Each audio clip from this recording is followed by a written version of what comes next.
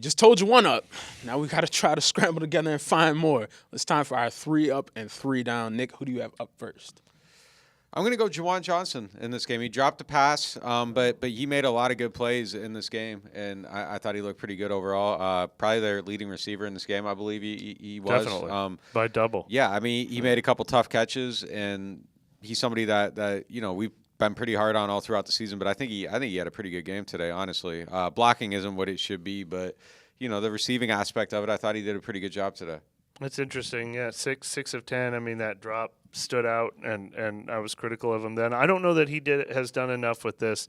He had the second half of the season to almost look like a number one receiver for a team that needed it, and they've got a big decision to make. Well, I don't know how big. I don't know how much he's going to cost in free agency, but he's a free agent this year. And the last time he was a free agent, I think his value is higher than it is now. So finishing with that is important. I was going to pick another tight end. I was going to pick Foster Moreau. Obviously caught that touchdown pass. It was a pretty easy one at the time. But didn't he make a big catch that was even tougher on one of the ones that got called back because of holding? Ended with 3 for 47. But Moreau now has a career high in touchdown passes. Did it against his former team, the Raiders. Mm-hmm. And he's exceeded my expectations more, Foster Moreau, this year. He's continued to use this opportunity in the second half to show that he can do a little more than he's done in the past year. A big catch for Foster Moreau that got called back. Never seen it. I'm going to go with Spencer Rattler in the first half, 11-13. Kind of had a slight command of the offense, being that the offensive line was kind of mismatched, makeshift, hodgepodge, however you want to put it.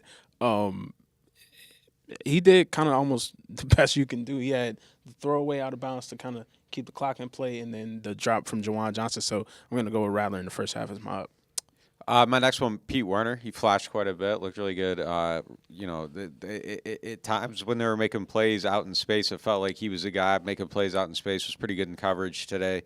I actually think that there's maybe a case to be made to have him on the field, like in dime situations even.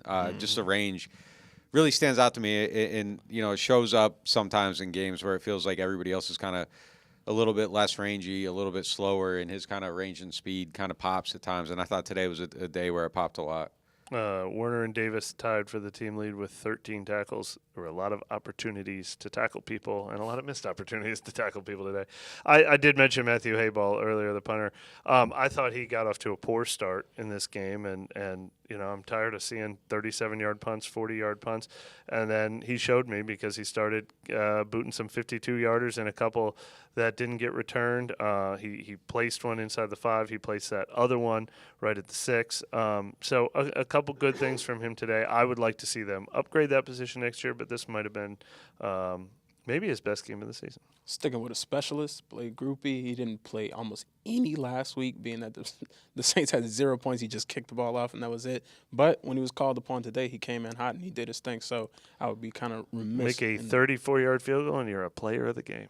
That's what it is. Hey, man, it was a rough day. Does anybody have any other ups? Because I know I do not. I thought about going with Kool-Aid at one point during the game because I noticed him being in tight coverage a couple of times. They took deep shots and then not getting beat at all until there was the most wide-open receiver you've ever seen 5 yards behind him in the end zone on that scramble play. I don't know what his responsibility was exactly on that, but obviously he must have done something wrong on it. So he didn't solidify his place in the 3-up for me.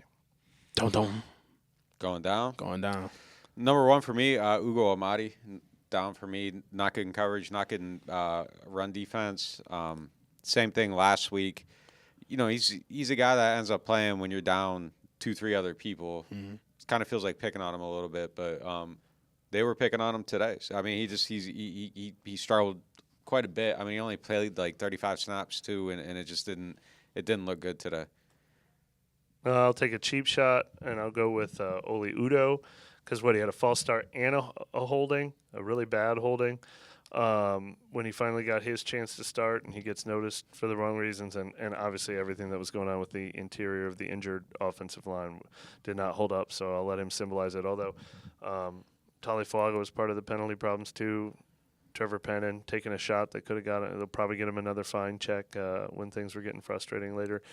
I don't know what happens to this offensive line when Eric McCoy's not part of it, but they just all look bad. I'm going to go Demario Davis. just felt like a lot of plays he was on the wrong side of, especially early on. It kind of felt like they were going at him a little bit. So, I gotta put DeMario on this list. It just didn't feel like his best game. Yeah, look, there a lot of, especially when you go through the tape and you identify them individually, I think we're going to find a lot of missed tackles in this one. Definitely saw one by DeMario, definitely saw one by Carl Granderson, definitely saw one by Amadi. I think I remember Alante Taylor with one you could maybe call that, would have been in the open field. But anyone who was involved with Amir Abdullah, who has played 140 games in the NFL over 10 seasons and never had a 100-yard game before. Yeah, And he got 115 today by averaging 5.8 yards per carry. Yeah. Gross. Yeah. And, I mean, look, Joe Woods is down. Tyrann Mathieu was just calling him out left and right after the game. He said, we were preparing for Madison. They realized we weren't good at shifty backs like Abdullah, so they mixed it up. He said, we were prepared for their crossing routes all week, but we didn't call plays to defend them. Just a gross effort by the defense today, and starting with the coach, too. Yeah, and it's kind of impossible to isolate single people for a collective unit. So the defensive tackling as a whole has to be down because, I mean, it really showed its head against Tampa Bay and then again against Denver and then against no, because Pete Werner came back. So against the Chargers, it was a little bit better, but now it's starting to get back to that regression of, weeks, yeah. hey, man, we just going to go out there and throw some arms on somebody and then not stop. Like, Amir Abdullah, like, what are we talking about? Probably a great guy, but what are we talking about? Why is this guy having 100-plus rushing yards? It makes no sense. But to go with a solidified down also, I'm going to go with, we kind of picked on him already, but the makeshift offensive line, they just shot themselves in the foot at certain points. So that's what I'm going to go with. You got any more downs? I'm out. Any more downs, Mike? The 2024 Saints, baby. Going back kind of to that middle of the road between up and down, I think Cam Jordan, just to, kind of we'd be remiss not to talk about him in what could possibly be his last home game with the Saints. But, him and Carl Granderson getting that stop on Aiden O'Connell on the first drive after they brought the touchdown back, it was kind of cool to see. Just if this is the last go-ahead and the last ride in here, it's kind of cool to see he that. spent a lot of time signing autographs with his family on the field, his dad here. Talked to him earlier this week, talked to him again after the game. He doesn't know that this is the end, but he knows the reality of his situation, and he was going to appreciate it in case it is.